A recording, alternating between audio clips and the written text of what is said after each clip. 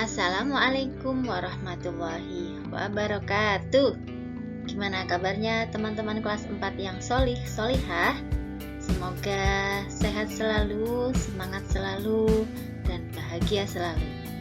Nah teman-teman, alhamdulillah atas semua nikmat yang Allah berikan kepada kita sebagai hambanya. Semoga kita tergolong ke dalam golongan hambanya yang selalu bersyukur atas semua nikmatnya. Karena barang siapa yang bersyukur, maka Allah akan menambahkan nikmatnya.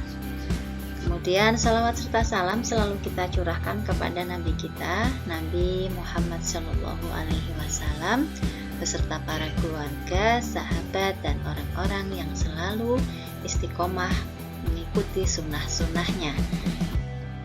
Mari kita awali belajar kita hari ini dengan bersama-sama membaca Bismillahirrahmanirrahim. Nah teman-teman, hari ini hari Jumat, jangan lupa perbanyak sholawat.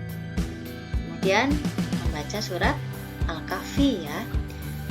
Oke, hari ini kita akan belajar tema 8, daerah tempat tinggalku, subtema 2.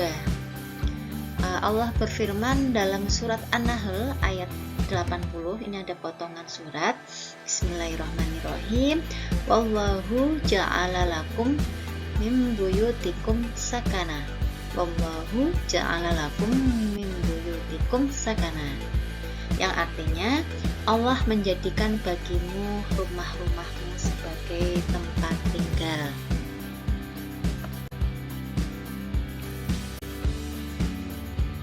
Subtema 2, keunikan daerah tempat tinggalku.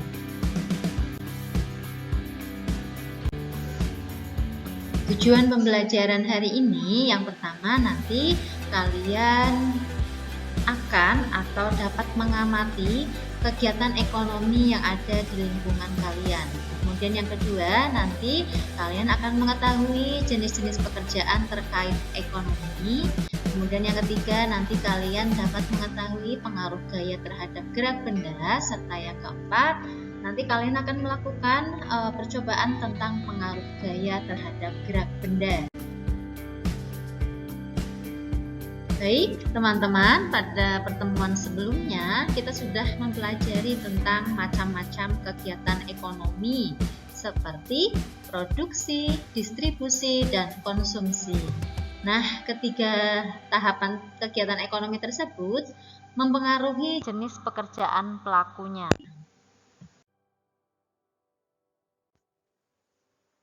Mari kita baca teks berikut.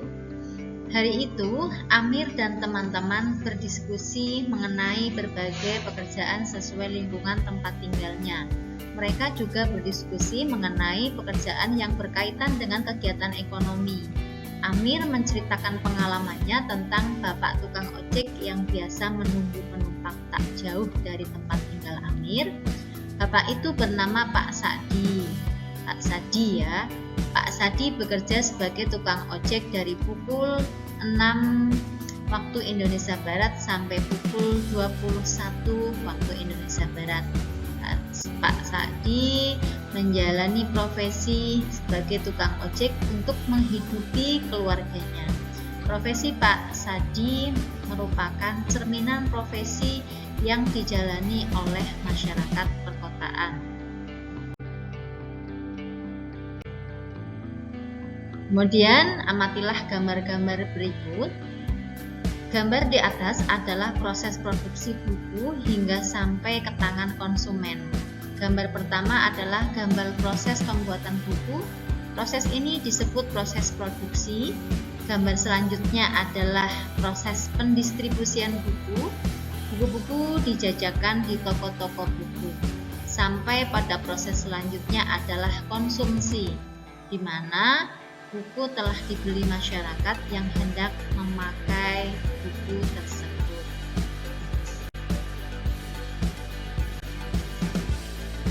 Jenis pekerjaan juga dipengaruhi oleh tempat tinggal.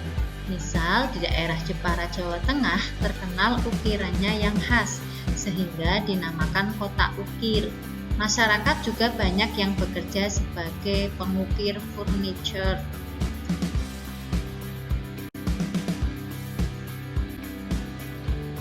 Nah, jika teman-teman amati di lingkungan sekitar tempat tinggal kita ada yang berdekatan dengan pabrik, ya apalagi teman-teman yang berada di wilayah tinggal di wilayah Koja, kemudian di sini BSB. Nah, pabrik merupakan salah satu kegiatan ekonomi di masyarakat, sehingga masyarakat sekitar banyak yang bekerja sebagai pekerja pabrik. Pabrik merupakan salah satu kegiatan industri. Kegiatan industri terbagi menjadi dua, yaitu industri yang menghasilkan barang dan industri yang menghasilkan jasa. Industri barang adalah usaha mengolah barang mentah menjadi barang jadi atau setengah jadi. Contohnya sepatu, pabrik sepatu ya, pabrik pakaian, mobil, motor, dan sebagainya. Yang kedua, industri jasa adalah usaha memberikan pelayanan jasa. Contohnya jasa transportasi, jasa asuransi, jasa kesehatan, dan sebagainya.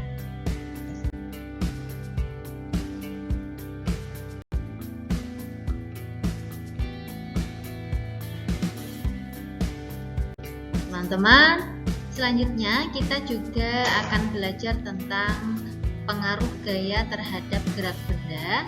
Ini nanti bisa kalian coba di rumah ya. Sediakan sebuah magnet, selembar kertas, dan sejumlah logam seperti paku, skrup, peniti, lempengan logam. Kemudian letakkan logam di atas selembar kertas. Kemudian di bawah kertas letakkan sepotong magnet. Nah, amati yang terjadi, tuliskan pada kolom yang tersedia di halaman 64. Kemudian kalian juga nanti bisa menjawab pertanyaan-pertanyaan di halaman 65.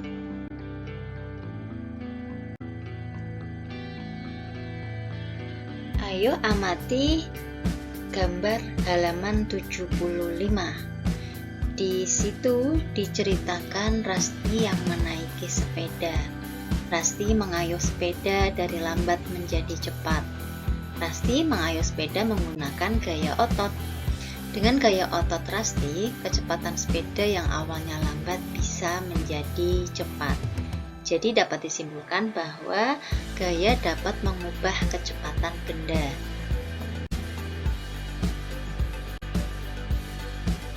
Demikian pula ketika kamu menendang bola, berarti kamu memberikan gaya pada bola itu. Bola yang awalnya berhenti menjadi bergerak jika ditendang. Atau ketika kamu menangkap bola kasti yang dipukul temanmu, bola kasti yang awalnya bergerak menjadi berhenti. Berarti gaya yang kamu berikan menjadikan benda bergerak menjadi berhenti. Hal ini sama halnya ketika kamu mengerem sepeda. Roda yang berputar berhenti karena adanya gaya gesek antara roda dan rem sepeda. Pengaruh gaya juga terlihat pada saat kita melihat seorang kiper bola yang menghalau bola sehingga berubah arah.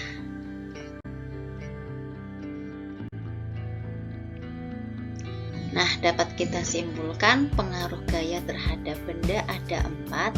Yang pertama, benda diam menjadi bergerak. Kemudian 2, benda bergerak menjadi diam. Yang ketiga, benda bergerak berubah arah. Kemudian yang keempat, menambah kecepatan benda.